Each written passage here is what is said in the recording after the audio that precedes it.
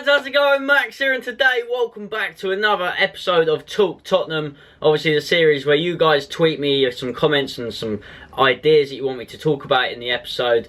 Obviously on the back of this, I'm recording this the following morning to Tottenham losing, or drawing, but going out in the Europa League against Ghent 3-2 on aggregate. Played at Wembley, just wasn't good enough. Don't know if you guys managed to see the game. There's a lot of talking points. I've got 10 comments, which I'm probably going to do each time. I'm going to grab 10 different comments, and this time we're mainly going to be focusing on the Wembley curse, because it's just ridiculous. Where do we start? There's so many factors. Spurs played Ghent at Wembley last night.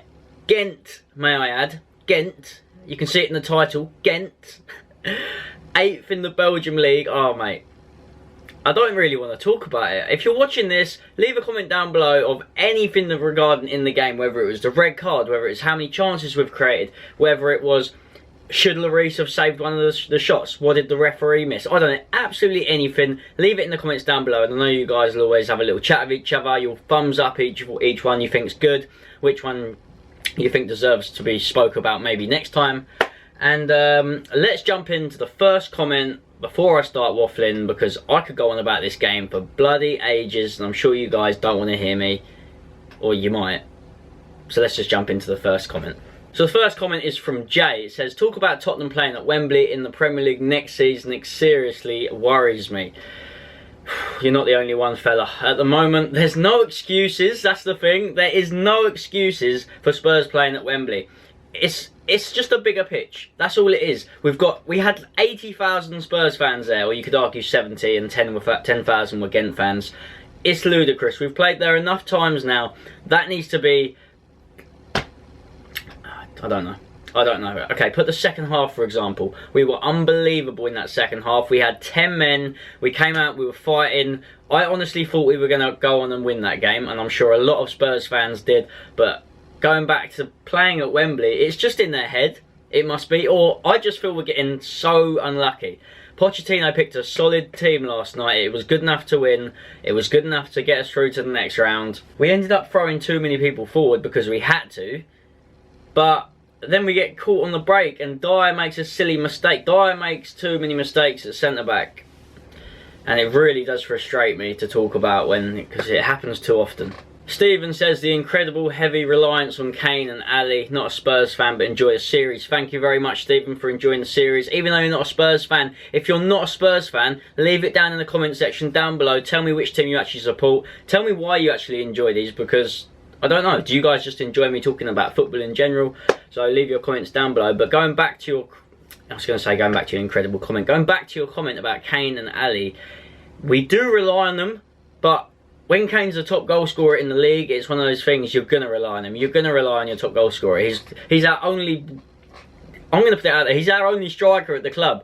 Janssen, you can't really talk about him. I'm not even going to talk about him this episode, because I've spoke about him before. He gets 2 minutes game time. What is he meant to do in 2 minutes? Absolutely nothing. I'm sorry. The guy, he hasn't even settled properly in England, and we're bringing him onto the pitch 2 minutes in, 2 minutes left of a game, that if you miss said a chance in one of those games, you're going to get slated. If he came on, if he missed a chance, say he was through on goal, that cost us the game, people start slating him. I don't know, it's not his fault, but without him being in the team, that's the way football works, and he's going to get compared to Soldado. Just unfortunately, I feel for the lad. MKHD, that red card, career-ending tackle. We're going to speak about this for about 30 seconds, no more. Could have broke his leg. Ridiculous challenge. He just loses his mind too quickly. He loses his rag. He didn't win a free kick that he should have maybe got, and he thought, you know what, I didn't win that free kick. I'm going to go and break your leg. And he needs to just get that out of his game. I love his attitude towards football. He gets stuck in, he's brilliant, but that you just don't want to see. I'm sure you've seen it on social media. He loses, he doesn't get the free kick like I said, and he literally goes studs in straight in his shin. You can see the bloke is literally in agony. You can see the load of blood after. Could have broke his leg. It was just absolutely filthy challenge. I'm not going to back him up because, well, he can move on. We'll move on. As long as it's like it's been building up. He gets a little nick here, and then he thinks, it must have just got to that stage now where he needs to get sent off, because it's happened so many times he gets a stupid booking. Gino says, do you feel proud in any way about the mentality we showed in the second half? My answer is yes. 1,000,000%. We went for it. That's the Spurs we like to see. We were passing the ball fluidly. It's probably because Sissoko wasn't on the pitch. Wanyama was solid. Dembele, you can't get the ball off him. Look, they scored a corner goal, which can happen to any team, and the goal from the corner shouldn't have even been a corner because it came off their player, so we got unlucky there. And the other goal, we were just literally trying to go for it, and they got us on the counter-attack. It's literally the way football works. We just didn't take our chances. We had over 20 shots. So, I'm proud of them, but they just didn't take their chances. And obviously, we paid the price for that. Quick one from Ethan. He says, thoughts on Kane's own goal. I mean, it's one of those typical striker own goals where he's just trying to clear it. He's trying to probably flick it wide or flick it over the bar. Look, if you look at it in the way that Simon bloke, I think his name was, probably would have scored it, then it is what it is. Kane says, Wembley excuse. How are you supposed to win cups if you can't win at Wembley, and what signings need to be made? Well, I've spoke about this before. We don't have enough strength. The depth in the squad showed last night. It's just not good enough. Harry Winks came on. I love Harry Winks. He's a quality player. But we need some more players that have got experience that can come in, do a job. What is that? We've just got to see where we finish. I mean, look, we're still third in the league. We're in the FA Cup still. We should beat Millwall. Let's say should. The signings need to be made. I don't know. I can't pick anyone off the top of my head. So obviously drop a comment. Tell me who you reckon we could sign. Because there's just not that many players that are actually there, like for the taking. But we've got the strong centre attacking mids. Centre mids. We've got players that can make chances, but I feel like we maybe need another one. Obviously, striker. Are Spurs going to play two up front? So what's the point in signing another striker? Maybe another replacement for Ben Davies. Honestly, he played okay, but I honestly don't really like him. I'm sorry, Ben, if you ever see this, you probably won't. Someone was saying Lloris is a poor keeper. I'm sorry, but no, he's not. He's world class. He's brilliant. Lloris would play for anybody. He's a brilliant goalkeeper. So I'm moving on for that. I also saw Dele Alli should be moved to the reserves. No. But the Wembley excuse is getting a bit ridiculous now. We can win there. I don't want to hear it. We've got to play there next season. So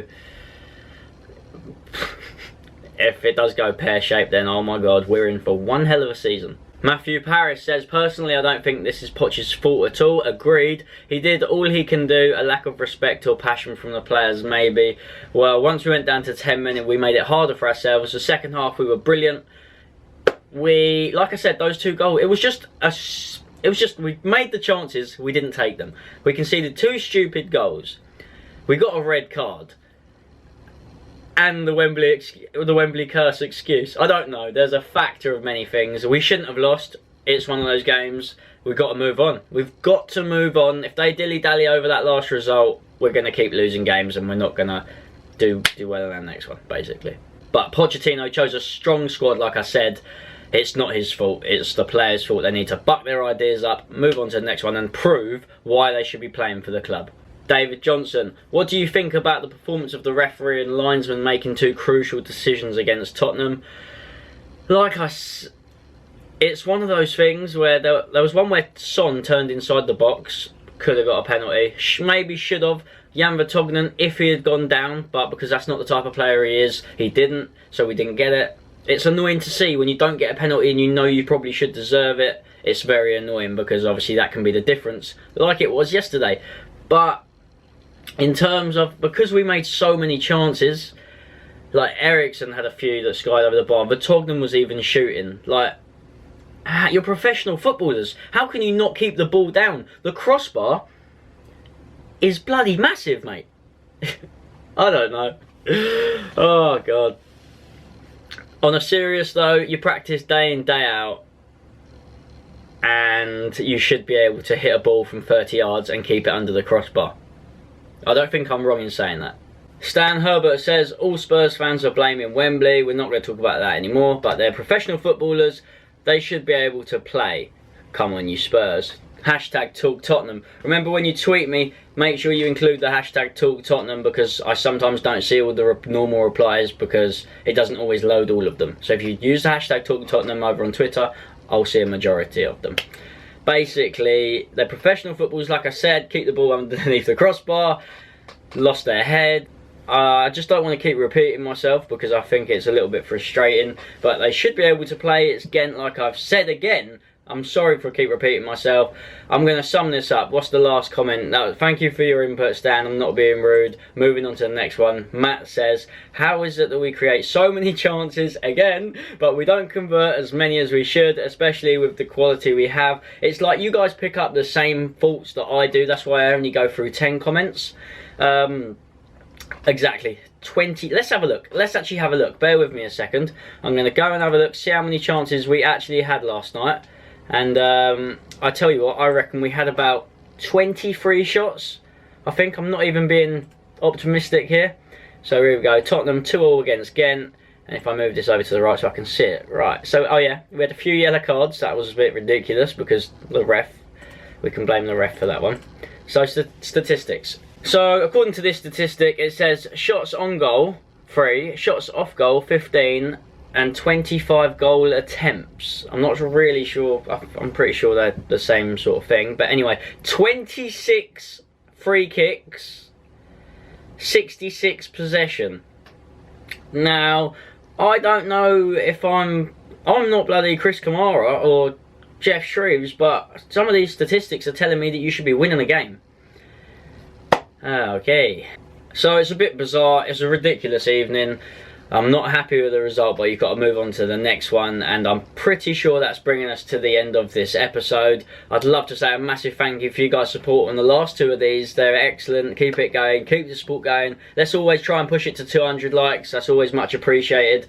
I believe the next Spurs game is Stoke at home. It is indeed. It's a 1:30 kickoff. I had to quickly double check that. I knew. Why did I doubt myself? 1:30 kickoff. I'm unfortunately not going to be here when you guys are watching this, so it might be a little late. The next Talk Tottenham's is uploaded, but we'll go from there. That's if I get to watch it. I'm going to be in Norfolk, so if you guys are following me on Twitter, you'll be able to keep up to date with me, and obviously follow me on there, xDuoMax. Follow my Snapchat, it's in the description. And that is about it. Thank you ever so much for watching. I'll see you guys next time. It's currently Friday, so I'm going to play some FUT Champ games, and I'll see you guys next time. Take care. Bye bye.